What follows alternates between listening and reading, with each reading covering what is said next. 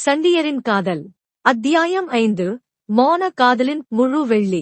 அந்த சந்திப்புக்குப் பிறகு சில வாரங்கள் கசப்பும் அமைதியும் சண்டியரின் உள்ளத்தில் கலந்து இருந்தது. மர்லின் தொடர்பு கொள்ளவில்லை. ஆனால் சண்டியர் புரிந்து கொண்டிருந்தான். சில உணர்வுகள் நிழலாகவே நம் வாழ்க்கையை அலங்கரிக்கின்றன. ஒளியாக மாறும் முயற்சி மற்றொருவரின் நிழல்களையும் சுடக்கூடும். ஒரு நாள் மர்லினிடமிருந்து ஒரு கடிதம் வந்தது. சண்டியருக்கு, உன்னுடன் நடந்த அந்த சிறிய நாட்கள் என் வாழ்நாளின் நிஜமான ஒளிக்கற்றைகள். ஆனால் வாழ்க்கை என்பது நினைவுகளின் வாசலில் வாழ்வது மட்டும் அல்ல.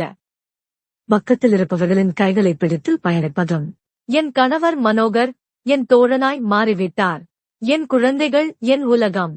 அவர்களை விட இன்னொரு நபரிடம் என் நிழலை கொடுத்தால் அவர்கள் சாயலையே இழந்து விடுவார்கள். உன் காதல் என் நினைவுகளில் வாழும். ஆனால் என் கணவர்தான் என் வாழ்வியல் துணை. நீ மாறாத காதலாக இருந்தாய், அதற்காக நன்றி. இப்படிக்கு மர்லின் மன்றோ. பின்குறிப்பு: உன்னைப் பற்றியும் உன் மனைவி மற்றும் குடும்பத்தை பற்றியும் எனக்கு எழுது. உன் திருமணம் எப்படி நடந்தது? காதல் திருமணமா அல்லது பெரியவர்களால் நிச்சயிக்கப்பட்ட திருமணமா? உன் மகள் பற்றி விரிவாக எனக்கு எழுது. நான் உன் குடும்பத்தை பற்றி தெரிந்து கொள்ள மிகவும் ஆர்வமாக இருக்கிறேன். சண்டியர் அந்த கடிதத்தை படித்து முடித்தான். சண்டியர் மர்லின் மன்றோவுக்கு பதில் எழுத ஆரம்பித்தான். எனது குடும்ப வாழ்க்கை, மனைவி, குழந்தைகள் பற்றி எனது அடுத்த புத்தகத்தில் எழுதுகிறேன். அதை படித்து தெரிந்து கொள். புத்தகத்தின் தலைப்பு நிழல்களின் காதல்.